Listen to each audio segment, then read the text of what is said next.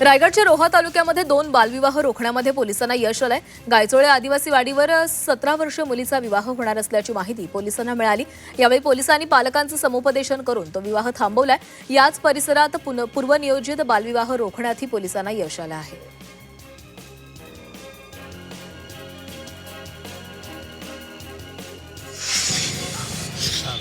नाशिकमध्ये शासकीय विभागामध्ये कायमस्वरूपी नियुक्ती करून देण्याचे आमिष दाखवून 98 लाखांची फसवणूक करण्यात आलेली आहे। या प्रकरणी संशयित 3 आरोपींविरोधात गुन्हा दाखल करण्यात आलाय। मेलद्वारे वरिष्ठ अधिकाऱ्यांच्या बनावट सही शिक्क्याचे पत्र पाठवून फसवणूक करण्यात आली आहे।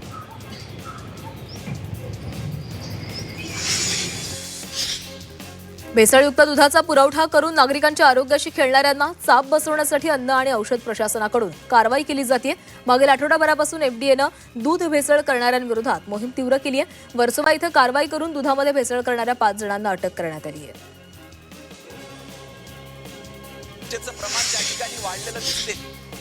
भंडारा जिल्ह्यामध्ये मोठ्या प्रमाणामध्ये एमडी विक्री केली जाते, त्यामुळे एमडी विक्री करताना आढळून आल्यास कारवाई करण्याची मागणी करण्यात आली आहे। तसंच जिल्ह्यातील अधिकाऱ्याला निलंबित करण्याचा इशाराही देण्यात आला आहे।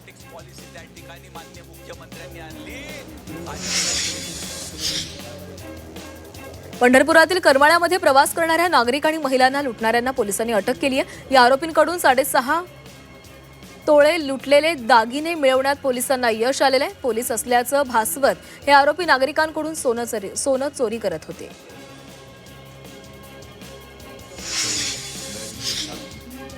छत्रपती संभाजीनगरातील मयूर पार्क परिसरामध्ये भरदिवसा घरफोडी झालेली आहे। कार्यक्रमासाठी बाहेर गेलेल्या कुटुंबाच्या बंद घरावर चोरट्यांनी डल्ला मारलाय। या चोरट्यांनी घर फोडून सोन्या चांदीचे 76 ग्रॅमचे दागिने आणि रोकड असा तब्बल 12 लाख रुपयांचा मुद्देमाल लंपास केला। या प्रकरणी पोलीस ठाण्यामध्ये अज्ञात चोरट्यांविरोधात गुन्हा दाखल करण्यात आला आहे। भंडाऱ्याच्या लाखांदूरमध्ये एका चहाच्या टपरीवर गॅस सिलेंडरला भीषण आग लागलेली होती। अचानक आग लागल्याने दुकानातील ग्राहकांनी धावाधाव केली। यावेळी वेळेवर आगीवर नियंत्रण मिळवण्यात यश आलेले आहे।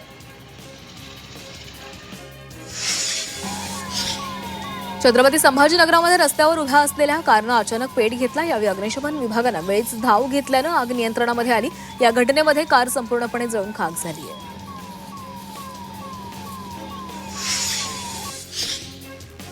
शालेय बसचं भाडं तसंच बसमध्ये विविध सुरक्षा प्रणाली बसवण्यासंबंधित राज्य सरकारच्या धोरणाला स्कूल बस मालकांनी तीव्र विरोध केलाय।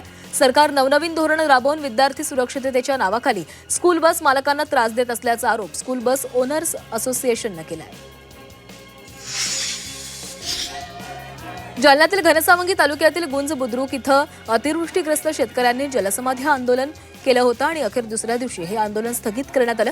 तब्बल 27 तास चाललेल्या या आंदोलनानंतर तहसीलदार आणि गटविकास अधिकारी यांनी लेखी आश्वासन दिल्यानंतर शेतकऱ्यांनी आंदोलन मागे घेतलंय।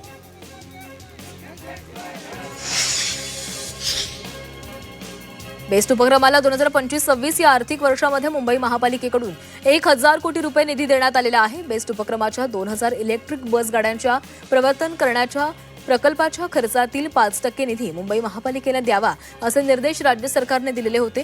तो निधी यातच समाविष्ट असल्याचं महापालिकेने स्पष्ट केलंय। सोलापुरातील अरण इथं संत शिरोमणी सावता महाराज चंदनउटी उत्सव प्रारंभ ग्रामविकास मंत्री आणि सोलापूर जिल्ह्याचे पालकमंत्री जयकुमार गोरे यांच्या उपस्थितीमध्ये करण्यात आला। यावेळी पहिल्या टप्प्यात 89 कोटी निधी दिल्याचं सांगत 24 ऑगस्टला अरण गाव विकासाच्या कामाची सुरुवात होईल अशी घोषणा पालकमंत्री जयकुमार गोरे यांनी केली आहे। जळगावच्या जिल्हाधिकारी कार्यालयामध्ये समता सप्ताह अभियान अंतर्गत दादासाहेब गायकवाड सबळीकरण आणि स्वाभिमान मेळावा पार पडला। डॉक्टर बाबासाहेब आंबेडकर यांच्या जयंतीनिमित्तानं जिल्हा प्रशासनाच्या वतीनं समता सप्ताह अभियान राबवण्यात येते। या मेळाव्यामध्ये डॉक्टर बाबासाहेब आंबेडकर यांच्या कार्याविषयी उपस्थित मान्यवरांनी मनोगत व्यक्त करत मार्गदर्शन केलंय। नाशिकमध्ये डॉक्टर बाबासाहेब आंबेडकरांची जयंती उत्साहामध्ये साजरी करण्यात आली। नाशिक रोड परिसरामध्ये ढोल वादनामध्ये भीमसैनिकांनी जल्लोष केला। 36 तास जल्लोषामध्ये चौकाचौकामध्ये भीमवंदना झाली।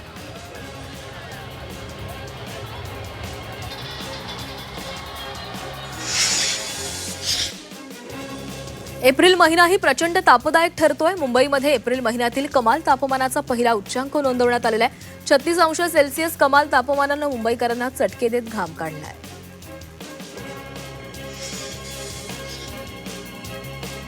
पुण्यात पुढील 3 ते 4 दिवस आकाश मुख्यतः निरभ्र राहण्याची शक्यता आहे. मात्र पुण्यातील शिवाजीनगर, पाषाण, चिंचवड, मगरपट्टा, कोरेगाव पार्क येथील कमाल तापमानाचा पारा 40 अंशांपेक्षा जास्त असण्याची शक्यता आहे. पुण्यात दीड महिन्यामध्ये उन्हाच्या तडाख्यानं 770 रुग्ण महापालिकेच्या दवाखान्यांमध्ये आणि खासगी रुग्णालयांमध्ये उपचारासाठी दाखल झालेत. यामध्ये उष्णतेसंबंधी विविध आजारांचा आणि कारणांचा समावेश आहे.